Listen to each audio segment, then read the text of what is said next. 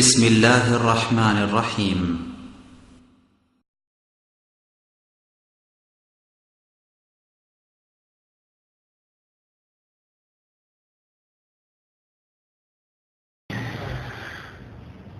তারপরে নামাজ যখন শুরু করতে হবে তখন হাত উঠাতে হবে, যাকে বলে রাফউল ইয়াদাইন। হাত কত দূর পর্যন্ত উঠাইতে হবে এই ক্ষেত্রে দুইটি হাদিস রয়েছে, দুইটি হাদিস আপনাদেরকে শোনাই, সুতরাং দুইটি জায়েজ রয়েছে। একটি হাদিস হচ্ছে ওয়াইল ইবনে হুজর রাদিয়াল্লাহু তাআলা আনহু, যে হাদিস রয়েছে সহিহ মুসলিমে, বলছেন আন্নাহু রাআন নবী সাল্লাল্লাহু আলাইহি ওয়াসাল্লাম রাফা ইয়াদাইহি হিনা দাখালা ফিস সালাত, যখন নামাজে প্রবেশ করলেন তখন হাত উঠালেন, কাব্বারা তাকবীর দিয়ে হাত উঠালেন। আর হাম্মাম একজন বর্ণনাকারী বলছেন হিয়ালা উজনাইহি, দুই কানের কাছাকাছি, তাহলে দুই কানের কাছাকাছি উঠার এই হাদিস আসল। তারপরে কি করলেন? তারপরে আরেকটি মাসলা আছে, যেই মাসলাটি অত্যন্ত গুরুত্বপূর্ণ, কারণ এই ক্ষেত্রে অনেক ইখতিলাফ করে। সুম্মা ওয়াদা ইয়াদাহুল ইয়ুমনা আলাল ইউসরা, তারপরে ডান হাত রাখলেন, ডান হাত রাখলেন কার উপর? বাম হাতের উপর। ডান হাত রাখলেন বাম হাতের উপর, তাহলে ডান হাতকে রাখতে হবে কার উপর? বাম হাতের উপর। এটি হচ্ছে স্পষ্ট মাসলা। তাহলে হাত ছেড়ে নামাজ পড়া যাবে না, হাত ছেড়ে নামাজ পড়া যাবে না। যেমন ভুল রয়েছে মালিকিদের মধ্যে, যেমন ভুল রয়েছে মালিকিদের মধ্যে, আহলে সুন্নাতের ভুলের কথা বলছি, বাকি শিয়াদের বা অন্যদের ভুল, যারা এই আকীদাতি পথভ্রষ্ট, তাদের কথা আমাদের উল্লেখ করা প্রয়োজনই নেই।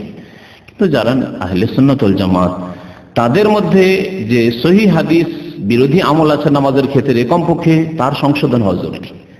কারণ তাদের আকীদা সহিহ থাকা সত্ত্বেও যদি নামাজে ভুল হয় তো মহা মুশকিল রয়েছে। তো নামাজ হাত ছেড়ে পড়া যাবে না। যেমন মালিকি সাধারণত আফ্রিকা দেশে বাস করে, তো আফ্রিকান লোকদের দেখা যায় অনেকে যে হাত ছেড়ে নামাজ পড়ে। এই হাত ছেড়ে নামাজ পড়া নেই, এটা তো মালিকিরা করে। কিন্তু আমাদের দেশের প্রখ্যাত বক্তা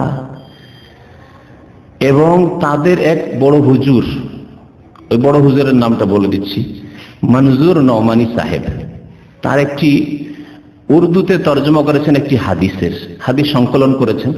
ভারতে একজন বড় আলেম হানাফি মাযহাবের, কিতাবের নাম হচ্ছে মাআরিফুল হাদিস, অনেকে শুনেছে হয়তো। মাআরিফুল হাদিস উর্দুতে তর্জমা করেছে, বিভিন্ন মাসলা মাসাইলের হাদিসগুলি নিয়ে এসেছে। আর তর্জমা করার পরে নিজের প্রত্যেকটি মাসলাতে টিকা চড়িয়েছে। আর টিকা চড়িয়ে যতগুলি মাসলায় ইখতিলাফ রয়েছে, মানে মতানৈক্য রয়েছে উলামা কিরামদের, ফুকাহা কিরামের, তিনি করেছেন কি, যেহেতু তিনি একটু জামাত ইসলামী ঘেঁষা ছিলেন, আর জামাত ইসলামীদের কাজ হচ্ছে সব ঠিক, এটাও ঠিক ওইটাও ঠিক, অসুবিধা নেই, হ্যাঁ, তাদের তরিকা এটা। মানে অন্য মুকাল্লিদরা যে একেবারে গোড়া না এটাই করব, যেমন অন্য মুকাল্লিদরা রয়েছে, তারা এটাই করব ধরে আছে শক্ত, তার চেয়ে একটু হালকা হয়েছে, কিন্তু সহিহ হাদিসের আমল করতে দেয়নি। এই কথা চিহ্নিত করেনি না সহিহ হাদিসে এটা, সুতরাং এইরকম করে নামাজ পড়তে না, ওটা শিখায়নি। আবার গর্ত থেকে গর্তের এক কিনারে রেখে দিচ্ছে। এই উদাহরণ ঠিক ফিট হবে এই মাআরিফুল হাদিসের উপর। এটাও ঠিক ওইটাও ঠিক, অর্থাৎ আপনি যদি বুকে হাত বাঁধেন তবুও ঠিক, নাভির নিচে হাত বাঁধেন তবুও ঠিক, হাত ছেড়ে নামাজ পড়ে তবুও ঠিক। একেবারে এইভাবে আজকে থেকে 10 বছর আগে আমাদের ইসলামিক সেন্টারে মাআরিফুল হাদিস বিক্রি হইত। আমরা প্রথম যখন আসলাম, তো আমাদের উর্দু যে দায়ী ভাই আছে উনি হয়তো খেয়াল করেনি, আমি দেখলাম যে মুশকিল ব্যাপার, প্রত্যেকটা মাসলা এটাও ঠিক ওইটাও ঠিক। তাহলে এইটি, আমরা তো এর প্রচার করতে আসিনি, আমরা তো সঠিকের প্রচার করব। তখন আমি রিপোর্ট দিয়ে বন্ধ করলাম যে এই কিতাব দিয়ে লাভ হবে না,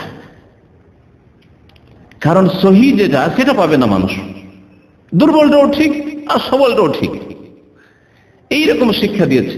ওই কিতাবই পড়ে হয়তো ওই বড় বক্তা সাহেব, আশা করি বুঝতে পারছেন, তিনি এক বক্তব্য উত্তর দিচ্ছেন যে অসুবিধা নাই, নামাজে সবটাই চলবে, বুকে হাত বাঁধাও চলবে, নাভির নিচেও চলবে, হাত ছেড়ে নামাজ পড়া চলবে। তারপর আবার মিথ্যা রচনা করছে যে নবী সাল্লাল্লাহু আলাইহি ওয়াসাল্লাম নাকি হাত ছেড়ে নামাজ পড়েছে।